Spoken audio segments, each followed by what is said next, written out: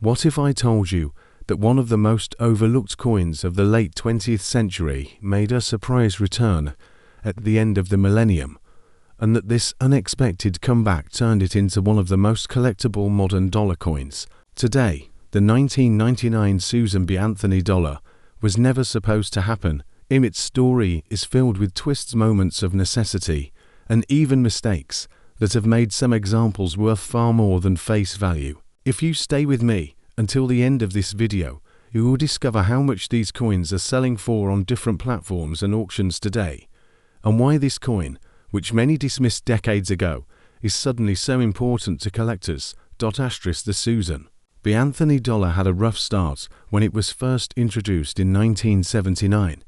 The idea was forward-thinking because for the first time in United States history, a real historical woman appeared on a circulating coin. Anthony had been a tireless advocate for women's rights and the suffrage movement, so her portrait on the dollar was a tribute to progress and equality. The reverse was just as symbolic, showing the Apollo 11 lunar module with an eagle landing on the moon, a design borrowed from the Eisenhower dollar that celebrated the greatest achievement of modern exploration. On paper, it was a historic and meaningful coin. In practice, however, the public was not impressed. The coin was small, about the size of a quarter, and silver in color, which led to endless confusion in daily use. People found themselves handing out dollars when they thought they were spending quarters, and the coin quickly earned a reputation for being inconvenient. By 1981, production had ended, and the Anthony dollar was declared a failure. For nearly 2 decades, no one thought they would ever see it again. Then in 1999, something unusual happened. The nation was running low on dollar coins. Vending machines, transit systems, and other services that relied on them were demanding more supply, and the Sacagawea golden dollar, planned for release in 2000, was not ready yet. Faced with this problem, the United States Mint turned back to the Susan B. Anthony dollar.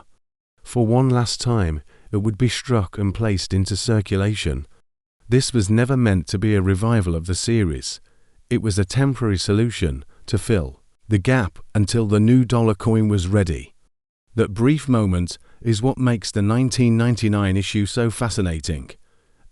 Production was handled at 2 mints. Philadelphia produced nearly 30 million pieces, and Denver produced a little over 11 million. Compared to the hundreds of millions made in 1979, these numbers are tiny, and that scarcity has given the 1999 issues a boost in collectability.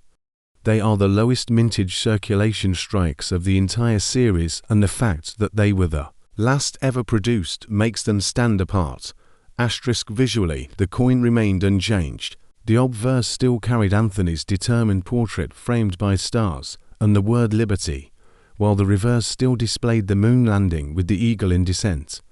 But if you hold a coin dated 1999, you are holding the closing chapter of a controversial series. This is the farewell to the first woman on a circulating coin, and at the same time the coin that passed the torch to Sacagawea.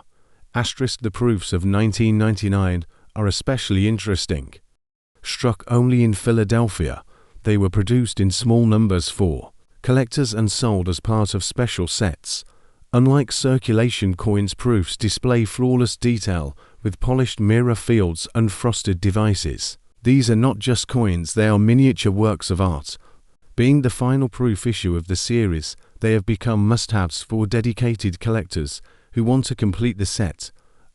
Now, we come to one of the most exciting parts of the 1999 story, and that is the world of minting errors. Every coin collector dreams of finding a mistake, because errors are usually far scarcer and often bring impressive prices. In 1999, several notable errors were recorded. One is the wide rim variety, which shows a larger gap between the date and the rim, making it easily identifiable to the naked eye. Another is the off-center strike, where part of the design is missing because the blank was not properly aligned in the press. There are also double-struck coins, where the design was impressed twice, creating a dramatic ghost-like effect. But the most remarkable error is something that almost seems like science fiction. A few Susan B. Anthony dollars were accidentally struck on Sacagawea blankets, the golden-colored blanks intended for the next year's design. Imagine holding a coin that shows Anthony's portrait but shines with the golden hue of Sacagawea. These are incredibly rare, and when they surface at auction, they command jaw-dropping prices, sometimes exceeding several $1,000s. *4. Collectors today, the 1999 Susan B. Anthony dollar carries weight, not just for its rarity, but also for its symbolism. It represents a moment of transition, a bridge between two designs, and a farewell to a coin that never fully succeeded in daily life, but later gained a second life in collections. Many people who dismissed the coin in 1979 now look back on it with nostalgia. In hindsight, the Anthony dollar was ahead of its time. It paved the way for future designs, honoring real historical figures, and women in particular. This coin also demonstrates how quickly public opinion can change. Once considered a failure, the Anthony dollar has become a collectible worth hunting. 4. The 1999 issue in particular draws attention because it exists in far smaller numbers than the earlier dates and marks the definitive end of the series. For that reason, even casual collectors often seek out at least one example for their albums or display cases. Now we come to the part you have been waiting for. How much is a 1999 Susan B. Anthony dollar actually worth today? The answer depends on condition, mint mark, and whether the coin is a proof or an error. Circulated pieces are worth more than face value, but not by much, and they usually sell for a couple of dollars. High-grade mint state coins can climb significantly, especially those with the Denver mint mark, which tends to bring higher prices. Because of the lower mintage, proof coins can sell for strong premiums, with top-graded examples bringing in impressive figures. Error coins are where things become truly exciting, with values ranging from dozens of dollars to hundreds and in some cases thousands at major auctions. The rare Sacagawea planchet era remains the star of the show and has been known to cross the block for over 7,000. These figures come from a mix of online platforms, dealer sales, and auction records, and they show what collectors are willing to pay today. So, if you own a 1999 Susan B. Anthony dollar, do not overlook it. It might be just a circulation strike, or it might be something more. If you want to know the exact value of your coin, whether it is from Philadelphia or Denver, whether it is a proof or possibly even an error, leave a comment with the details. Every coin tells its own story, and values change depending on grade and demand. By sharing what you have, you can get a clearer idea of just how much your piece might be worth. The 1999 Susan B. Anthony dollar is far more than a leftover coin from the past. It is a symbol of the year 1929 was one of the most important turning points in American history. It was the year of the great stock market crash that launched the country into the Great Depression. Millions of people struggled financially, and every cent truly counted. That makes the 1929 Lincoln wheat penny more than just a coin. It was a lifeline in the pockets of ordinary Americans. It bought bread, milk, and daily necessities at a time when survival was uncertain. Holding a 1929 penny today is like holding a piece of that turbulent history. The wheat penny design itself was still fairly new in 1929.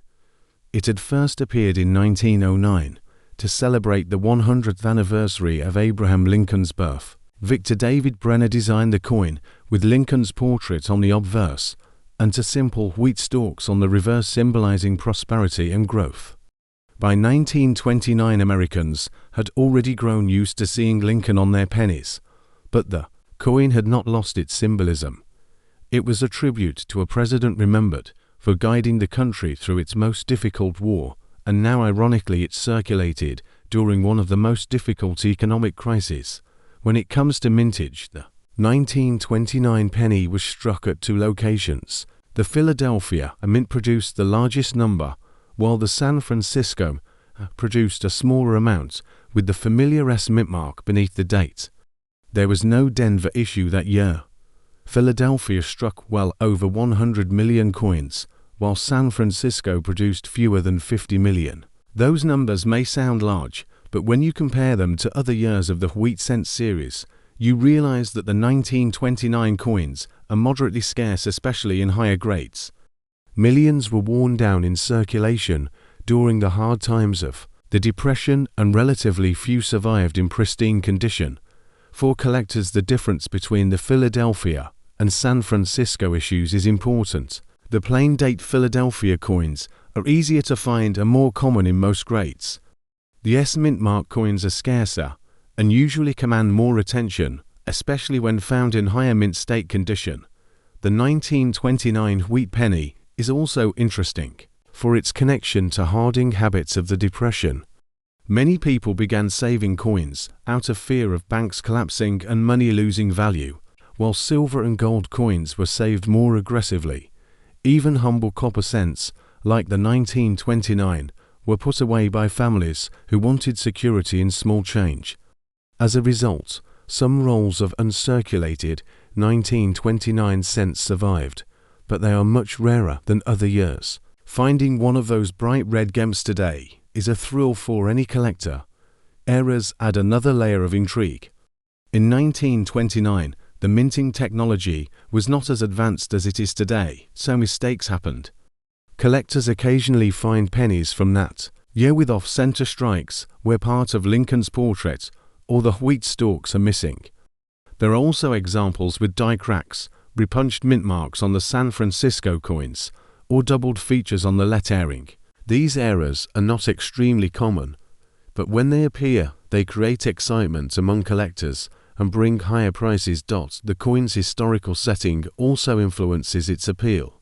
Imagine the contrast of a penny minted in the same years. The stock market crash. This little copper piece passed from hand to hand, while fortunes collapsed and unemployment soared. Each coin carries the memory of that national hardship. For collectors today, the 1929 wheat penny is more than a number in a price guide. It is a tangible reminder of resilience in the face of economic disaster. As the decades passed, most 1929 pennies wore down to a smooth brown appearance. They continued to circulate through the Depression, through World War II, and well into the post-war years. By the time the design was replaced in 1959 with the Lincoln Memorial reverse, most of the 1929 pennies were already well worn or lost. That is why today collectors especially prize those examples that remain in high grade with strong detail, an original red or red-brown color. The market for these coins shows how condition changes everything. A worn penny from 1929 might still be worth only a small premium above face value, but as the grade improves, the price climbs quickly. Collectors will pay much more for examples that still have sharp wheat stalks, bold lettering, and original mint luster. The San Francisco mint pennies are even more desirable, and in mint state grades, they often attract competitive bidding at auctions. Now we come to the moment you have been waiting for. How much is a 1929 wheat penny actually worth today? Prices depend heavily on grade and mint mark. A heavily worn Philadelphia example might only sell for a few cents above face value, while nicer circulated coins can bring a couple of dollars. Mint state Philadelphia coins with bright red color can sell for significantly more, sometimes in the dozens of dollars, depending on the exact grade. The San Francisco coins usually carry stronger premiums. Circulated S mint pennies can sell for a few dollars, and mint state S examples can bring well over $50 or even $100 in the higher ranges. Error coins add even more excitement, with some off-center strikes or double dice selling for hundreds. These values are not random guesses. They come from different online platforms, dealers, and auction records where collectors actively buy and sell coins today. If you own a 1929 wheat penny, you might have a piece of history worth more than you realize. To know the exact price of your coin, whether it is a Philadelphia issue or a San Francisco issue, whether it is circulated or mint state, whether it shows an error or has brilliant red luster, leave a comment with the details. Every coin tells its own story, and only by comparing it to recent auction results can you know the precise value. The 1929 wheat penny is more than just a copper cent. It is a witness to the Great Depression, a symbol of Lincoln's enduring legacy, and for collectors, it can be a small but powerful treasure.